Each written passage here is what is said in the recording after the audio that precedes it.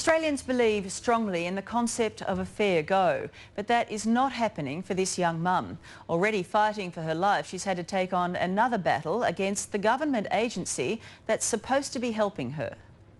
The doctor came in and told me there is a big tumour in your chest. We think it's cancer.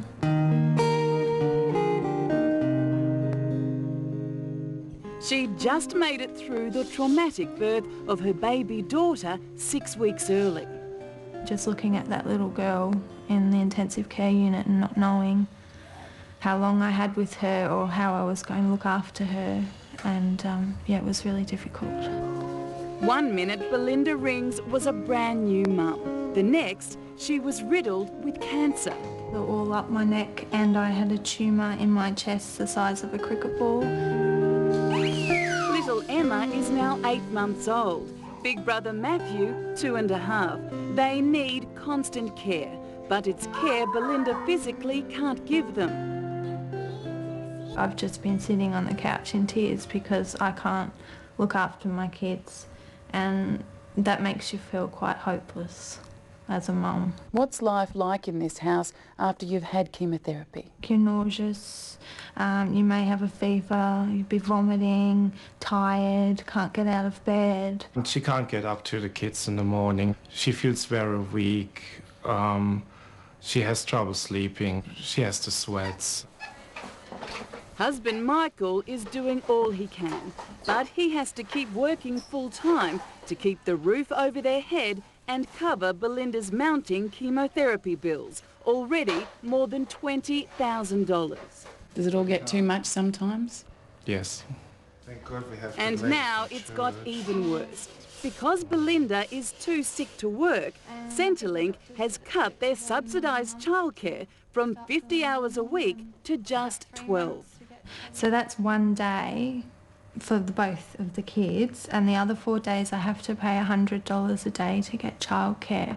And they basically told me that I should go out and get a job. Oh, Glenn. When Centrelink's Hank Yongan was contacted by a current affair, he began an internal investigation. She had a tumour in her chest the size of a cricket ball. She's having intensive chemotherapy, which leaves her bedridden. How is she supposed to care for 2 small children? How is she supposed to get a job? What I've done is asked for this case to be reviewed. And they know that I am sick. There's doctors' letters, there's stat decks saying that I'm sick, we're in financial trouble, everything.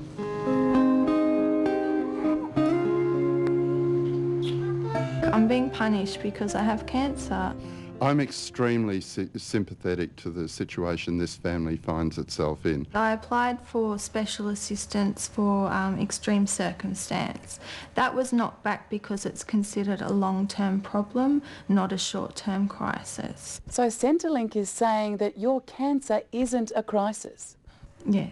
The problem we have is that we didn't recognise Belinda's situation. How can you tell a young woman who's battling cancer that this isn't a crisis? I have to say that I don't believe that this case has been properly handled.